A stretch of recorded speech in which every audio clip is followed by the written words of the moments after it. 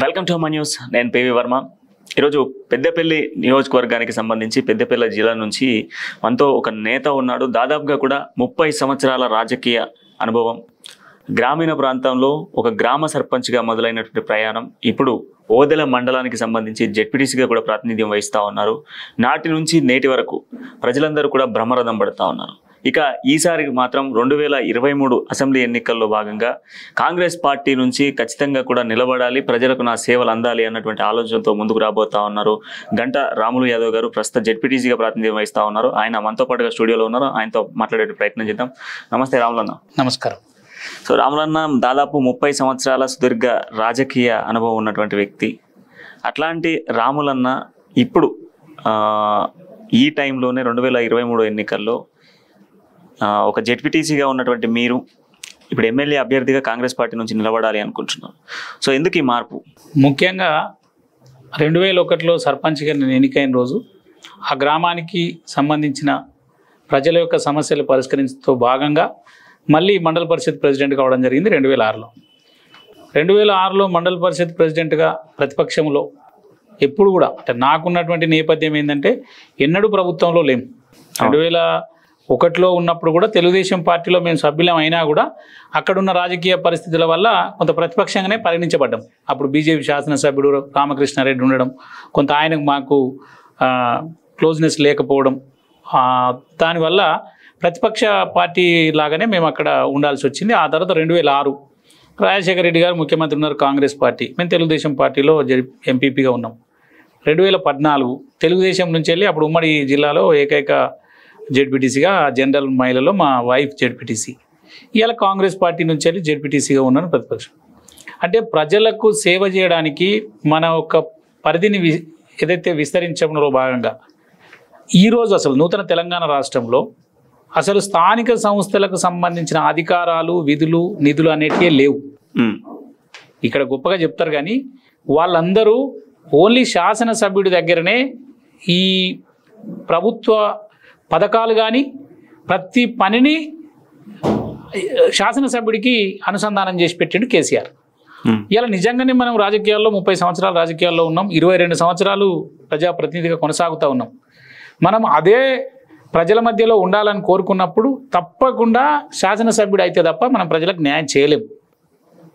మనం ఆ full time politician ఏదో వ్యాపారాలు చేసుకొని ఇంకొక పని చేసుకొని రాజకీయాలు చేయాలనుకున్న వాళ్ళకి ఏ పదమైనా ఓకే, కానీ నిజంగానే ప్రజలకు పనిచేయాలి, ప్రజల సమస్యలను పరిష్కరించాలి, న్యాయంగా వాళ్ళకి ఎవరికి దక్కాలనో వాళ్ళకే చెందేటట్లు పనిచేయాలనుకున్నప్పుడు మాత్రం శాసనసభ్యుడిగా కొంత అధికారం ఉంది, అక్కడనే చేయాలి. సహజంగా మనిషి ప్రమోషన్ కోరుకుంటాడు. ఇప్పుడు 2 సార్లు జడ్పీటీ చేసిన మరి నేను ఏం చేయాలి? ఏ వృత్తిలో అట్లనే ఉంటే అక్కడ ఆయన గ్రోత్ అనేది ఉండదు, ఎదుగుదల ఉండదు. కాబట్టి ఖచ్చితంగా శాసనసభ్యుడిగా చేయాలి. ఆ అనుభవం ఉంది, దానికి అర్హత ఉంది. తర్వాత ప్రజలకు కూడా సేవ చేయాలనే ఒక ఆలోచనతోటి ఈసారి తప్పకుండా శాసనసభ్యుడిగా పోటీ చేయాలి. కాబట్టి కాంగ్రెస్ పార్టీ కూడా ఇప్పుడు బీసీలకు మేము పెద్దపీట వేస్తాం. తప్పకుండా మాకు అంటే ఇక్కడ నుంచేలే కాదు, ఏఐసిసి రాహుల్ గాంధీ గారి దగ్గర నుంచి వెళ్ళి బీసీ గణన చేయాలి దేశంలో అని మొట్టమొదటిగా కోరుతున్నటువంటి వ్యక్తి మా నేత రాహుల్ గాంధీ. బీసీ గణన ఎందుకు చేయాలంటున్నాం? అసలు ఏ వర్గాల ప్రజలు ఎందరు ఉన్నారు, ఏ పరిస్థితుల్లో ఉన్నారు, వాళ్ళందరికీ కూడా ఈ పరిపాలనలో భాగస్వామ్యం కల్పించాలనే ఒక బృహత్తరమైనటువంటి కార్యక్రమాన్ని రాహుల్ గాంధీ తీసుకున్నారు. దానిలో భాగంగా ఉదయపూర్ డిక్లరేషన్ అంటే మా పార్టీకి సంబంధించిన తీర్మానాల్లో కూడా ఓబీసీ కేటగిరీకి సంబంధించిన వాళ్ళందరినీ తప్పకుండా 50% వాళ్ళనే ఏ పదవుల్లో అయినా నియమించి పరిపాలనలో భాగస్వామ్యం చేయాలనే ఒక ఆలోచన రాహుల్ గాంధీ గారికి ఉంది. అదే ఆదేశాలు కింది వరకు కూడా ఇవ్వడం జరిగింది. అదే కాకుండా యువతను కూడా రాజకీయాల్లోకి ఎక్కువ మందిని తీసుకురావాలి, ఎక్కువ నాయకత్వాన్ని యువ నాయకత్వాన్ని పార్టీలో ఎస్టాబ్లిష్ చేయాలనే దానిలో కూడా ఒక తీర్మానం చేయడం జరిగింది. 50 సంవత్సరాల లోపు ఉన్నటువంటి SC, ST, minority, OBC, women కేటగిరీలకు వెళ్ళి ఒక 50% వాళ్ళకే పదవులు కేటాయించి వారి నాయకత్వంలో కాంగ్రెస్ పార్టీని పునర్నిర్మించాలనే ఒక ఆలోచనతో రాహుల్ గాంధీ గారు ఉన్నారు. సో ఇప్పుడు అంతేకాకుండా ఈ మధ్యకాలంలో చూస్తే కాంగ్రెస్ పార్టీలో యువ నాయకులు, ఎన్ఆర్ఐలు, సో దాంతోపాటుగా చాలామంది డాక్టర్సు, వీళ్ళందరూ కూడా కాంగ్రెస్ పార్టీ వైపే మరలుతా ఉన్నారు. సో ఏంటంటే ఈ యొక్క జనగర్జన అనేటువంటి కార్యక్రమాలు కావచ్చు, లేదా కాంగ్రెస్ పార్టీ చెప్తున్నటువంటి ఈ యొక్క మేనిఫెస్టోలు కావచ్చు, లేదా ఇది యూత్ డిక్లరేషన్ కానివ్వండి, రైతుల డిక్లరేషన్ కానివ్వండి, లేకపోతే పెన్షన్లకు సంబంధించినటువంటి సంక్షేమాలకు, సో ఇవన్నీ చూసి నేతలు అట్రాక్ట్ అవుతా ఉన్నారా? అట్లేం కాదు. మీరు కొంత వెనుకకెళ్ళి పరిశీలిస్తే తెలుగుదేశం పార్టీ ఆవిర్భవించినప్పుడు ఈ రాష్ట్రంలో, ఉమ్మడి రాష్ట్రంలో డాక్టర్సు, అడ్వకేట్సు, విద్యావంతులు, లెక్చరర్సు, మంచి అంటే సర్పంచ్ స్థాయిలో మంచి పేరున్నటువంటి వ్యక్తులు చాలామంది కొత్తగా రాజకీయాల్లోకి తీసుకొచ్చి అప్పుడు అందరూ ప్రజలు ఆదరించడం జరిగింది. వాళ్ళందరూ కూడా రాజకీయాల్లోకి రావడం జరిగింది. ఇలా చాలామంది మీరు చూస్తే, మీరు ఇప్పుడు రాష్ట్రంలో ఉన్న వాళ్ళ పాత తరం నాయకులంతా కూడా ఈ బ్యాక్గ్రౌండ్ ఉన్నోళ్ళే. అవును. కానీ ఈ మధ్య కాలంలో రాజకీయాలు వ్యాపారం లాగా మారిపోయి చాలామంది వ్యాపారులు రాజకీయాల్లోకి వచ్చి 2014-18 ఎన్నికల్లో వచ్చి కూర్చున్నారు. ఎవరో ఒక 2-3 విద్యార్థులు తప్పితే, విద్యార్థి నాయకులు తప్పితే మిగతా వాళ్ళంతా వ్యాపారాలకు సంబంధించిన వాళ్ళే. ఇవాళ మీరు 2018-2019 పార్లమెంట్ ఎన్నికలు చూస్తే అందరు వ్యాపారులే.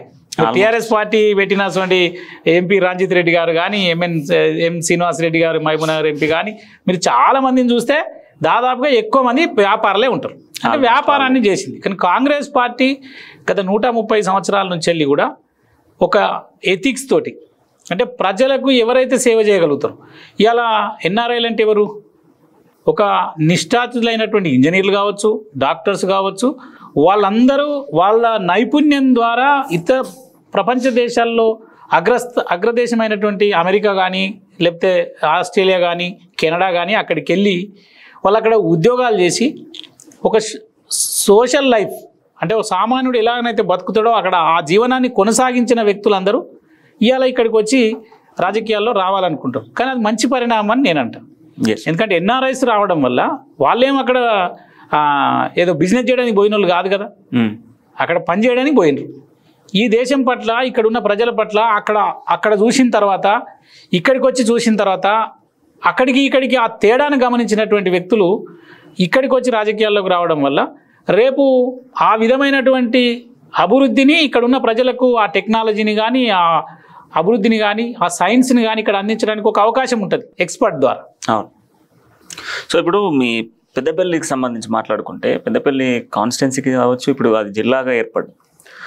సో ఈ జిల్లా కేంద్రంగా ఏర్పడ్డటువంటి ప్రాంతంలో రాష్ట్ర ప్రభుత్వం చెప్తున్నటువంటి కొన్ని పథకాల గురించి మనం మాట్లాడుకుంటే, నేను రీసెంట్గా కూడా మీ పెద్దపల్లిలో పర్యటించినప్పుడు అక్కడ నాకు బ్యానర్స్ కనబడ్డాయి, చాలా వరకు ఫ్లెక్సీలు కనబడుతూ ఉన్నాయి. స్థానిక ఎమ్మెల్యే పెట్టుకున్నటువంటి ఫ్లెక్సీ, దళిత బంధు, రైతు బంధు, రైతు బీమా, కళ్యాణ లక్ష్మి, షాదీ ముబారక్, లేకపోతే కంటి వెలుగు, ఇట్లా కొన్ని ఫ్లెక్సీ పైన రాస్తున్నాయి. నిజంగా ఈ పథకాలు సామాన్య మానవునికి మీ ప్రాంతంలో చేరినాయా? మీరు ఎక్కడైనా చెప్తారు, లక్షల మంది అలా మనకు ఆన్లైన్లో అప్లికేషన్లే చూస్తూ ఉన్నాయి. దళిత బంధు ఎవరికన్నా ఇచ్చినట్టు కనబడ్డదా? ఎమ్మెల్యే ఎంబడి తిరిగినటువంటి వ్యక్తులకు ఒక్క హుజరాబాద్ ఎన్నికను అది రాజకీయ కోణంలో అక్కడ ఉన్న వాళ్ళందరికీ ఇచ్చిండ్రు, ఓన్లీ హుజరాబాద్ నియోజకవర్గం. ఓకే. పెద్దపల్లి నియోజకవర్గం వచ్చేసరికి అక్కడ ఇచ్చినటువంటి 500 1000 ఇస్తే ఆ 500 వాళ్ళ కార్యకర్తలు రోజు ఎంబడి తిరిగేటోళ్ళు తప్ప ఏ ఒక్క పేద దళిత కుటుంబానికి దళిత బంధు అందలేదు. ఇది మీరు ఎక్కడ పోయి మీ డిబేట్ తీసుకున్నా చెప్తారు. అంటే అది దళిత బంధు, గులాబీ బంధు. గులాబీ బంధు 100% గులాబీ బంధు. ప్రజాధనాన్ని బ్యాలెన్సింగ్ ఉండాలి. ప్రభుత్వంలో జనరల్గా ట్యాక్సీలు కట్టే వాళ్ళు ఇలా కొంతమంది 6 కోట్ల మంది మన దేశంలో ఉన్నారు. కానీ ఇంకొక 50 కోట్ల మంది పేదలు ఉన్నారు. 6 కోట్ల మందికి పథకాలు ఇచ్చడానికి ప్రభుత్వం లేదు. వాళ్ళు వ్యాపారం చేసి సంపాదిస్తున్నారు, ప్రభుత్వానికి డబ్బులు కడుతున్నారు. ఎవరైతే మన మీద ప్రభుత్వం పైన ఆధారపడి ఉన్నారో వాళ్ళకి పథకాలను ప్రవేశపెట్టి వాళ్ళను కూడా ఈక్వల్ చేయాల్సినటువంటి బాధ్యత ఒక సంరక్షకుడిగా ప్రభుత్వాన్ని. కానీ అలా వాళ్ళు ఎంబడి తిరిగినటువంటి కార్యకర్తలకు దళిత బంధు ఇస్తున్నారు. ఇలా ధరణి పోర్టల్ చూస్తే ఎన్ని లక్షల అప్లికేషన్లు మనకు ఆన్లైన్లో పరిష్కారం కానీ కనబడతా ఉన్నాయి. ఇలా మన కోర్టు ఒక తీర్పిచ్చేటప్పుడు 100 మంది తప్పు చేసిన వాళ్ళు తప్పించుకున్నా పర్వాలేదు, కానీ తప్పు చేయని ఒక్క వ్యక్తికి కూడా శిక్ష పడవద్దు అనేది మనం ఒక చట్టంలో రాసుకున్నటువంటి రాజ్యాంగంలో రాసుకున్నాం. అట్లనే నువ్వు ఒక్క వ్యక్తికి ఆ పథకం అందకున్నా కూడా ప్రభుత్వం వైఫల్యం చెందినట్టే. నిజమైన న్యాయమైనటువంటి అర్హుడికి ఆ పథకం అందనప్పుడు నువ్వు ఎవరికో ఇచ్చినా అని లెక్కలు చెప్తే ఆ పథకం ప్రజలకు అందినట్టు కాదు. ఇవాళ ప్రభుత్వ పథకాలన్నీ ఉన్నోళ్ళకు. ఇలా 70% ఫార్మర్సు 2 ఎకరాలు 3 ఎకరాల లోపల ఉంటారు. ఇలా మల్లారెడ్డికి 600 ఎకరాలు నాకు ఉంది అని చెప్పి మల్లారెడ్డికి 60 కోట్ల రూపాయలు ప్రతి సంవత్సరం ఇవ్వడం ప్రభుత్వ పథకమా? కాదు కదా. అంటే పథకాలు ప్రభుత్వం ఎవరికి ఇవ్వాలంటే లేనోళ్ళకి ఇవ్వాలి. ఆ పథకాలన్నీ కూడా వాళ్ళ ఉన్నోళ్ళకి, ఎమ్మెల్యేలు ఇవ్వాలి. ప్రతిదీ ఎమ్మెల్యే చెప్పిన వాళ్ళకి. ఇవాళ బీసీ బంధుకు సంబంధించింది కూడా ఎవరు నిర్ణయించాలి? మంత్రి నిర్ణయిస్తాడా? మంత్రి నిర్ణయించి ఇచ్చేది ఉంటుందా ఎక్కడన్నా? ఏమైనా డెవలప్మెంట్ యాక్టివిటీస్లో ప్రియారిటైజేషన్ మంత్రి గారు చెప్తారు. కానీ ఇన్ఛార్జ్ మంత్రి ఒక లిస్ట్ ఇస్తే ఆ లిస్టును కలెక్టర్ సంతకం పెట్టాలంటే కలెక్టర్లు ఎందుకు? ఇంకా కలెక్టర్లు ఏం చేయడానికి? నిజమైన పేదవాడు ఎవరు ఉన్నారో వాళ్ళ అధికారులు అది ఎవరికి అవసరం ఉందో, ఎవరైతే దానికి అర్హుడైన వ్యక్తులు ఉన్నారో ఆ వ్యక్తులకే ఆ పథకం చేరాలి.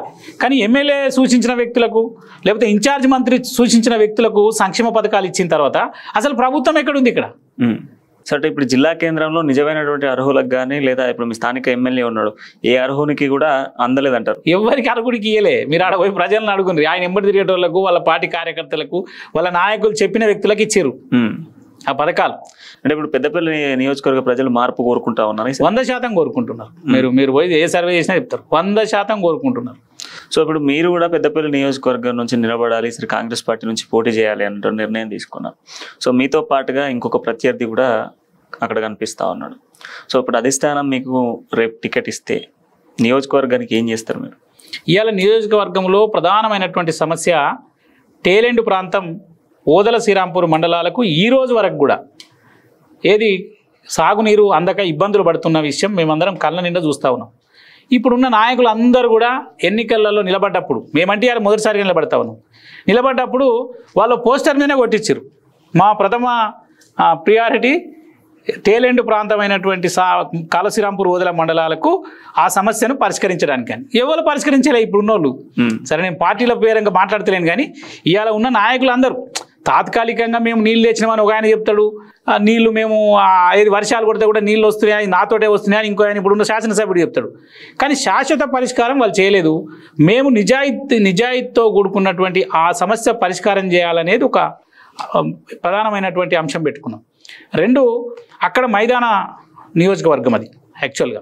అంటే డెవలప్డ్కు సంబంధించి మంచి వ్యవసాయం ఆధారిత నియోజకవర్గం. అక్కడ 150-160 రైస్ మిల్సే ఉంటాయి. చాలామంది పిల్లలు ఇవాళ ఇంజనీర్లు చదివి, ఇవాళ ఉద్యోగాలు లేక, డిగ్రీలు చదివి, పీజీలు చదివి ఉద్యోగాలు లేక వట్టికుంటున్నారు. ఇలా హైదరాబాద్లోనే మా పెద్దపల్లి నియోజకవర్గానికి సంబంధించిన ఒక 10-15 వేల మంది ఇక్కడ ఉద్యోగాల కోసం చూస్తుంటారు. కాబట్టి వాళ్లకు ఉపాధి కల్పన అనేది ప్రధానమైనటువంటి అంశాన్ని కూడా పెట్టుకున్నాం. ఎందుకంటే వీళ్ళందరూ చదువుకున్న తర్వాత వాళ్ళకు ఉపాధి ఇవ్వలేకపోతే ఈ ప్రభుత్వాలు ఎందుకు? అక్కడ ఉన్న శాసనసభ్యుడు ఎందుకు? ఏదో ఓట్ల కోసము 4 రోజులు ట్రైనింగ్ పెట్టించి 100 ఉద్యోగాలు ఇచ్చుడు కాదు కదా. 5 సంవత్సరాలు ప్రధానంగా దానికి ఒక సెల్ని ఏర్పాటు చేసి అక్కడ అప్లికేషన్ తీసుకొని మాకున్నటువంటి శాసనసభ్యుడికి ఉన్నటువంటి అధికారం కానీ ప్రభుత్వంలో మనకున్నట్టు భాగస్వామ్యాన్ని బేస్ చేసుకొని ప్రతి ఒక్కరికి ఒక వింగ్నే, ఒక కాలేజీలో ఎట్లయితే మీకు ఏదైతే ఎంప్లాయ్మెంట్ చేయడానికి ఎట్లయితే ఉంటుందో అట్లా ఒక సెల్ని ఏర్పాటు చేసుకొని 5 సంవత్సరాలు అది కూడా ఒక శాఖ లాగానే పనిచేసి ఉద్యోగ కల్పన చేస్తాం. నెంబర్ 2. నెంబర్ 3, అక్కడ రైతాంగానికి ఇలా చాలా ప్రధానమైన సమస్య పండించిన పంటకు గిట్టుబాటు ధర వస్తలేదు. అంటే ప్రభుత్వం ఒక దిక్కు గిట్టుబాటు ధర ఇవ్వకుంటే అక్కడ పండిన పంటను మళ్ళీ రైస్ మిల్లర్లు అందరూ కూడా 7 కిలోలు, 8 కిలోలు, 10 కిలోలు కట్ చేసే ఒకటి. ప్రభుత్వం ఏమో మేము కొంటున్నామని చెప్తా ఉంది, కానీ మిల్లర్ ఏం చేస్తాడు? సాటుకు ఒక్కొక్క క్వింటాల్కి 10 కిలోలు కట్ చేస్తూ ఉన్నాడు. అంటే అట్లాంటి ఏదైతే పరిస్థితులు ఉండకుండా రైతుకు ఆయన ఇంటి దగ్గర నిజాయితీగా వాళ్ళ పంట గిట్టుబాటు ధరతో అమ్ముకునే విధంగా రేపు అవకాశాలని ఆ నియోజకవర్గంలో కల్పిస్తామనేది ప్రధానమైనటువంటి. అంటే ఇకపోతే ఇలా అందరూ ఇబ్బంది పడేది మీరు ఈ ప్రభుత్వంలో చూస్తూ ఉన్నారు, విద్యా వైద్యం. అసలు విద్యా వైద్యం ఇలా వ్యాపారం అయిపోయింది. ప్రభుత్వం లేదు, అందులోకి వెళ్ళి ఎప్పుడో బయటకు వచ్చేసింది. ఇలా విద్య ఏ కాలేజీకి పోయినా కూడా సామాన్యమైన మామూలు కాలేజీ పోతే 1,00,000 రూపాయలు ఫీజు. అసలు మీ ఎమ్మెల్యేకే ఉన్నాయి కాడ, ఆయనకే ఉన్నాయి. ఆయన దాన్ని కాపాడుకోవడం కోసం, తర్వాత దాన్ని ఏది పెంచుకోవడం కోసం తప్పితే ఆయన ఇందులో దేనికోసం వచ్చిండు? ఆయన నేపథ్యం ఏంది? ఏమో తెలంగాణ ఉద్యమం చేసినోడు కాదు, లేకపోతే ప్రజలకు ఏదో నేను సేవ చేస్తాను వచ్చినోడు కాదు. మీ ఎమ్మెల్యే ఒక వార్త కూడా విన్నాను నేను, ఇది వాస్తవం. అంటే మీ ఎమ్మెల్యే కేవలం కాలేజీలను కాపాడుకోవడం కోసమే ఎమ్మెల్యే టికెట్ను కొంటాడు అని చెప్పేసి ప్రధానంగా అక్కడ ప్రజలు చెప్తారు. ఆయన కూడా దాన్ని విడిచిపెట్టి ఉండడు కదా, అదే పని కదా ఆయన చేసేది. ఇలా ఒక విద్యా సంస్థల నుంచి వచ్చిండు. ఇవాళ అక్కడ ప్రభుత్వ విద్యకు సంబంధించిన సంస్థలు ఎన్ని ఏర్పాటు చేయాలి? ఆయన నిజంగానే ఆయన ఎక్స్పర్ట్ అయితే అదొక జిల్లా కేంద్రం, జిల్లా కేంద్రము. అక్కడ స్టూడెంట్ మేనేజ్మెంట్ హాస్టల్ కోసం విద్యార్థులు ఒక 8 సంవత్సరాల నుంచి కొట్లాడుతూ ఉన్నారు. ఎవరు?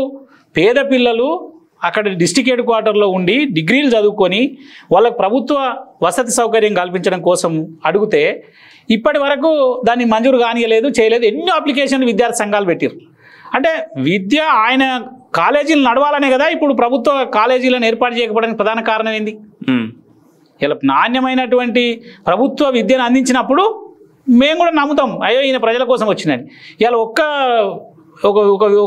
ఒక కాలేజ్ కానీ ఒక గవర్నమెంట్ ఇన్స్టిట్యూషన్ కానీ ఏవి కూడా రాకుండా ఏదో ప్రభుత్వం అక్కడ నుంచి వెళ్ళి ఆ కాన్సెన్స్కి ఒక గురుకుల ఇస్తే అది అక్కడ ఉంటుంది అంతే తప్ప ఈయన ప్రత్యేకంగా ఏ విద్యారంగాన్ని 1% కూడా ఆయన ట్రినిటీ స్కూల్ని ఎట్లయితే డెవలప్ చేసిండో ఆ విధంగా ప్రభుత్వ విద్యను మొత్తం కంప్లీట్ డ్యామేజ్ చేసి ఆయన స్కూల్ నడిపించుకోవడానికి కనబడతా ఉంది. ప్రధానంగా మీరు పోయి చూసినా తెలుస్తుంది. అది నేనేదో ఆ ప్రతిపక్ష పార్టీ ఉండి ఆరోపణ చేస్తున్నాను కాదు. ఇంకా రెండవది ఆస్తులు కాపాడుకోవడానికి కాకపోతే ప్రధానమైనటువంటి నువ్వు 9 సంవత్సరాలుగా అతి ముఖ్యమైనటువంటి కార్యక్రమాన్ని ఏమి చేసినావు? నువ్వు వ్యాపారంలోకి వెళ్ళి వచ్చినావు, నీకు డబ్బులు లేవనుకున్నప్పుడు, నువ్వు అవినీతి అవసరం లేదనుకున్నప్పుడు అక్కడ ఉన్న సమస్య ఏది పరిష్కారం అయింది? అంటే ఇప్పుడు రాష్ట్ర ప్రభుత్వం చెప్తా ఉంది కదన్నా, రాష్ట్ర ప్రభుత్వం ప్రతి జిల్లా కేంద్రానికి, సరే నియోజకవర్గం అన్నప్పుడు పక్కన పెడితే నియోజకవర్గానికి కూడా చెప్పింది అనుకో 100 పడకల ఆసుపత్రి అని చెప్పేసి. మేజర్గా ఉన్నటువంటి జిల్లా కేంద్రాలు, నియోజకవర్గ కేంద్రాలలో మినిమం 100 పడకల ఆసుపత్రి, డిగ్రీ కళాశాల, వైద్య కళాశాల, ఇంజనీరింగ్ కళాశాలతో పాటుగా మా ఇటు విద్యార్థులకు సంబంధించి మహిళల విద్యార్థులకు ఎవరైతే స్టూడెంట్స్ ఉంటారో ఫీమేల్కి, అదేవిధంగా బాయ్స్కి అయితే బీసీ వెల్ఫేరు, ఎస్సీ అయితే ఎస్సీ వెల్ఫేర్స్, ఇట్లాంటి స్కీమ్స్ అన్నీ కూడా ప్రతి జిల్లా కేంద్రంలో ఏర్పాటు చేస్తూ ఉన్నాము.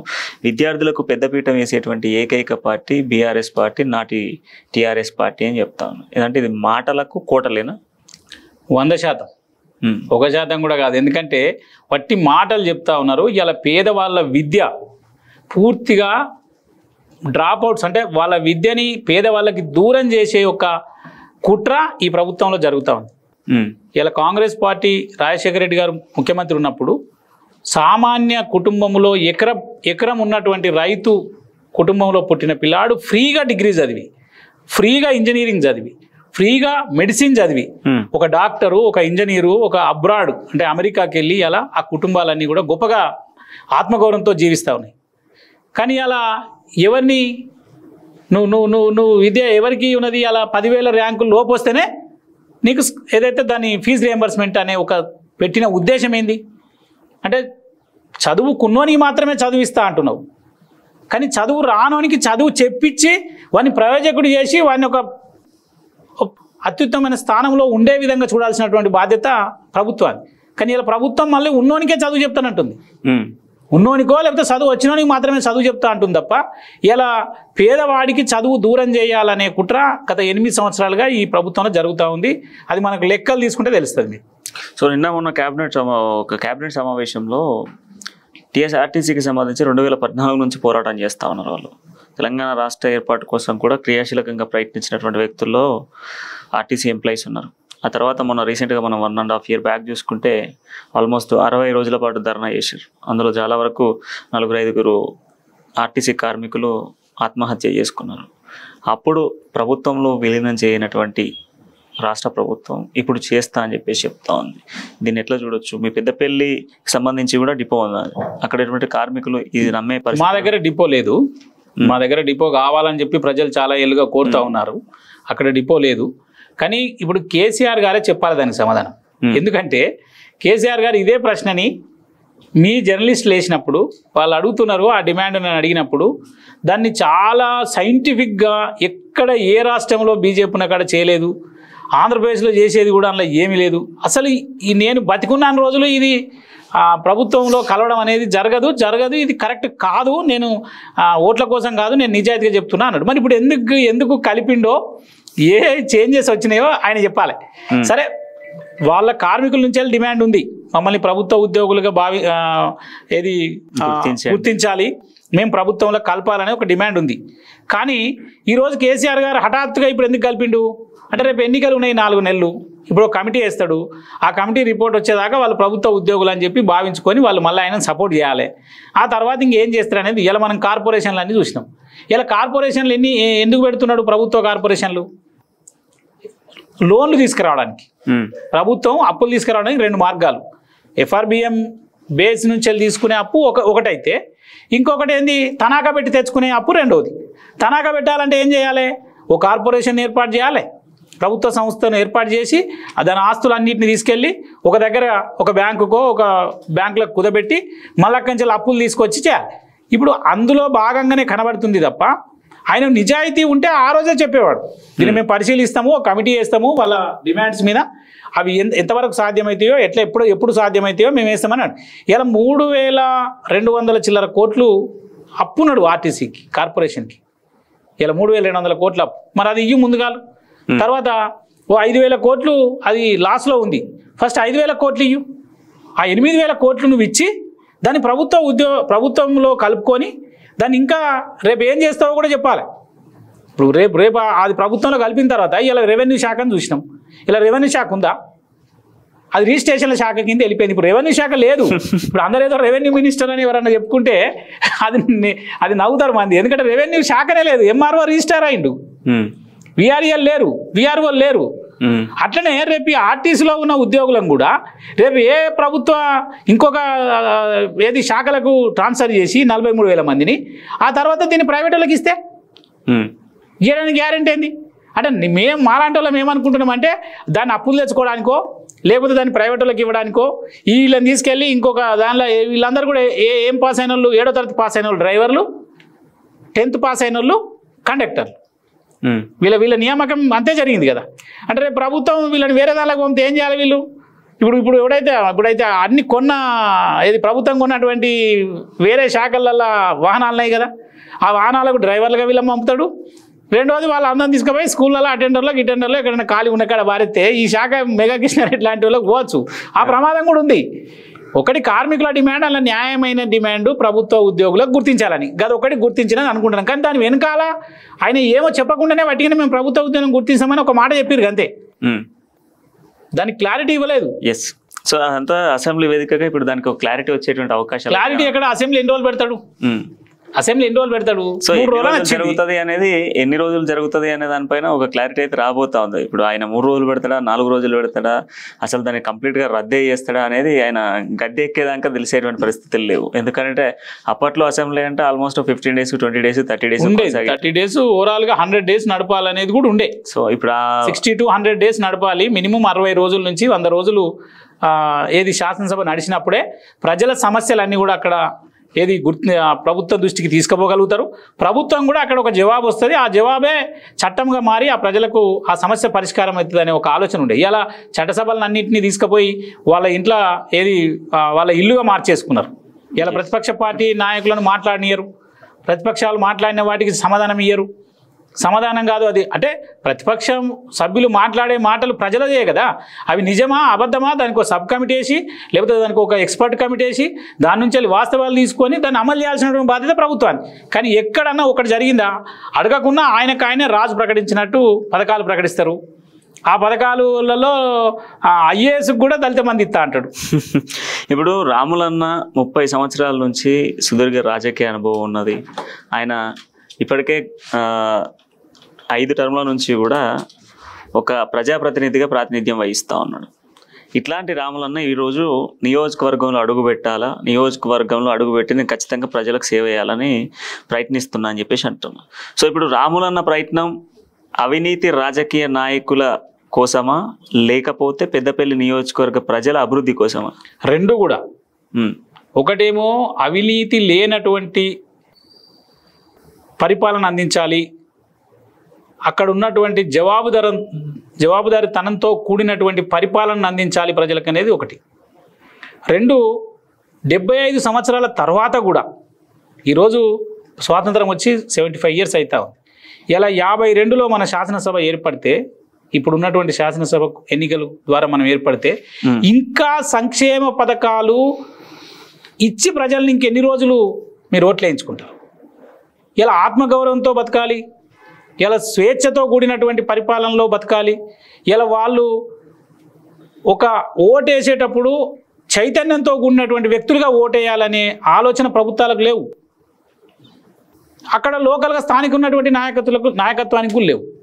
ఇలా నేను గత 20 సంవత్సరాల నుంచి వెళ్ళి నేను బాగా ఉన్న కుటుంబం నుంచి వచ్చినని కాదు. అట్లా అని చెప్పి అక్కడ ఉన్నటువంటి ప్రజలను రోజు చైతన్యపరిచి వాళ్ళ సమస్యను విని వాళ్ళ సమస్య పరిష్కారానికి ఒక ప్రయత్నం చేసి వాళ్ళ బాధను ఒక దిక్కుగా వాళ్ళకు ఒక ధైర్యాన్ని ఇచ్చి వాళ్ళ కుటుంబ సభ్యుల్లాగా మాకు సభ్యుల్లాగా ఉంటున్నాడనే ఒక ఆలోచనతో కలిగి ఓట్లేయించుకుంటున్నాం. ఇలా 2014లో నేను తెలుగుదేశం సభ్యుడిగా గెలిచిన. ఆ రోజు తెలుగుదేశం పార్టీ పైన ఏమంది, ఇది ఆంధ్ర పార్టీ, అప్పటికే చంద్రబాబు నాయుడు కూడా ఆంధ్రప్రదేశ్కి వెళ్ళిపోవడం జరిగింది. కానీ ఆ ఉమ్మడి జిల్లాలో ఒకే ఒక జడ్పీటీసీ ఒక సభ్యుడిగా నన్ను మా భార్యని గెలిపించడం జరిగింది, మా సతీమణి. అంటే ఆ సమయంలో ఓటేయడానికి ప్రధానమైన మళ్ళీ ఎంపీటీసీలు 3 గెలిచిండ్రు. శాసనసభ్యునికి వచ్చేసరికి ఓట్లేదు, వాళ్ళు సైకిల్ గుర్తు దానిపైన. ఎంపీకి ఓట్లేదు. మరి మధ్యలో ఉన్న ఒక గంటరాములు సామాన్యమైనటువంటి వ్యక్తి, సామాన్య కుటుంబంలో పుట్టినటువంటి వ్యక్తి, మరి ఆయనకి వేయడానికి అంటే నాకు ఓటేయడానికి నేను ఏమనుకున్నా, వాళ్ళకి అందుబాటులో ఉన్నాము, వాళ్ళ సమస్యను విన్నాము, దానికి చైతన్యంతో కూడినటువంటి సలహా ఇచ్చినాము, దానికి ఒక పరిష్కారాన్ని ప్రయత్నం చేసినాము, పరిష్కరించినాము.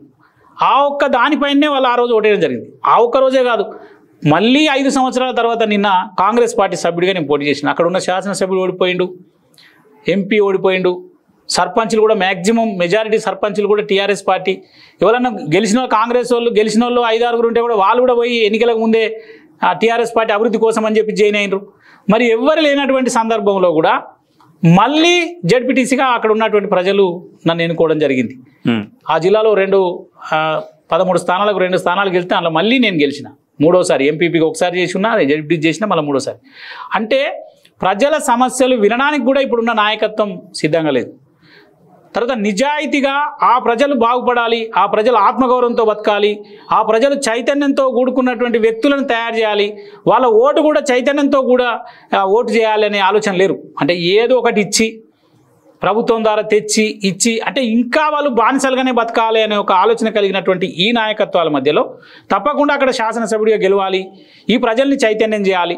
చైతన్యంతో కూడుకున్న ప్రజలు ఓడించినా పర్వాలేదు, చైతన్యంతో కూడుకున్న ప్రజలు వాళ్ళ నిర్ణయం ఏదైనా కూడా అది ఫైనల్ జడ్జిమెంట్. కానీ అలా ప్రజలను ఆ విధంగా ఉంచలేరు కదా, ప్రజల్ని ఎప్పుడు అట్టనే ఉంచాలన్నటువంటి ఆలోచన కలిగినటువంటి ఈ నాయకత్వాల మధ్యలో తప్పకుండా నాలాంటి వాడు అక్కడ అయితే వాళ్ళ మనిషిగా శాసనసభ్యుడు ఉంటాడు. ఇలా వాళ్ళ మధ్యలో పెరిగిన వ్యక్తిగా, వాళ్ళలాంటి పేదరికం చూసినటువంటి వ్యక్తిగా, వాళ్ళలాంటి బాధలు అనుభవించిన వ్యక్తిగా వాళ్ళకు న్యాయం జరుగుతుంది, వాళ్ళందరినీ కూడా ఒక ఆ అభివృద్ధిలోకి తీసుకురావడానికి ప్రధానమైనటువంటి వ్యక్తులుగా మనం ఉంటాము అనే ఒక ఆలోచన వెళ్ళాం. ఇప్పుడు మేము మా జీవితం అంతా తెలిసిన పుస్తకం. 22 సంవత్సరాలు వాళ్ళ మధ్యలోనే ఉన్నాం. నా షెడ్యూల్ అంతా కూడా వాళ్ళ దగ్గర రోజు పొద్దుగాల నుంచి సాయంత్రం దాకా రామని ఎక్కడ ఉంటాయంటే మ్యాక్సిమం తెలుస్తుంది. సరే ప్రజలందరికీ తెలియకుండా కొంతమందికి ఎక్కడున్నో తెలుస్తుంది. మరి అట్లాంటి రాజకీయ నాయకులు ఇలా కావాలి, ప్రజాప్రతినిధులు కావాలి. ఇలా వ్యాపారాలు చేసుకొని, వ్యాపారాలు పెట్టుకొని, వ్యాపారాలకు సమయం ఇచ్చి ఆ వ్యాపారాలను కాపాడుకోవడం కోసం, ఆ వ్యాపారాలలో ఆ డబ్బులను ఇంకా ఎక్కువ చేసుకోవడం కోసం ఇలా రాజకీయాలలో చాలామంది వస్తున్నారు. ఇలా మా శాసనసభ్యుడే చూసినాం, ఆయనకు చాలా విద్యా సంస్థలు పెట్టి 500-600 కోట్లు 1000 కోట్ల రూపాయలు సంపాదించారు. ఆ 1000 కోట్లను ఇంకా పెద్దగా చేసుకోవాలన్నా లేకపోతే వీటిని కాపాడుకోవాలన్నా? అంతే తప్ప అట్లాంటి వాళ్ళు వద్దు. ఈ ప్రజలకు వాళ్ళ మధ్యలో ఉండే వ్యక్తి అయి ఉన్నప్పుడే వాళ్ళకు ఒక గౌరవం దక్కుద్దనే ఉద్దేశంతో నేను శాసనసభ్యుడు చేయాలనుకుంటున్నాం. ఆ శాసనసభ్యుడు చేయాలనేది మీకు ముందుగా చెప్పినాం ఏమేం చేయాలనుకుంటున్నాం. సో ఇప్పుడు ఫైనల్గా రామన్న ఏం చేస్తాడు నియోజకవర్గానికి? ఫైనల్గా నియోజకవర్గ ప్రజలకు అమ్మా న్యూస్ వేదికగా ఏం చెప్పదలుచుకున్నారు? తప్పకుండా ఆ ప్రజలకు ఉచిత వైద్యాన్ని సరైన సమయంలో అందించడం ప్రధానమైన ఒక కార్యక్రమం పెట్టుకుంటాం. అక్కడున్న నిరుద్యోగ యువతకు ఉపాధి కల్పించడమే ప్రధానంగా ప్రధానమైనటువంటి అంశాన్ని చేర్చుకుంటాం. అక్కడ ఉన్నటువంటి రైతాంగానికి 90% మంది రైతాంగం వ్యవసాయం పైన ఆధారపడినటువంటి రైతాంగానికి వాళ్లకు గిట్టుబాటు ధర అందియడం కానీ, దళారులతో మోసపోకుండా వాళ్ళు పండించిన పంట గిట్టుబాటు ధర కల్పించి వాళ్ళ యొక్క సమస్యలు పరిష్కరించడానికి ప్రధానమైనటువంటి కార్యక్రమం పెట్టుకుంటాం. అక్కడ ఉన్నటువంటి తేలేని ప్రాంతమైనటువంటి రైతాంగానికి నీళ్ళు ఏవైతే సాగునీరు అందుతలేవో ఆ కార్యక్రమాన్ని మరి పూర్తి చేయడానికి ప్రధానమైనటువంటి అంశం చేర్చుకుంటాం. ఇట్లా ఒక 5 అంశాలని ప్రజలకు తీసుకున్నాం. ఇలా మహిళలకు సంబంధించిన మహిళా సంఘాలన్నీ కూడా ఇలా ఓన్లీ ఒక వడ్లు కొనుగోలు దానికి తప్ప ఇలా వాళ్ళ మీద వాళ్ళ ఆత్మగౌరవంతో బతికే అటువంటి పరిస్థితుల నుంచి మళ్ళీ అలా ఆధారపడి ఇంకొక పథకం కోసం ఎదురు చూసే పరిస్థితులు తీసుకొచ్చారు ఈ రాజకీయ నాయకులు.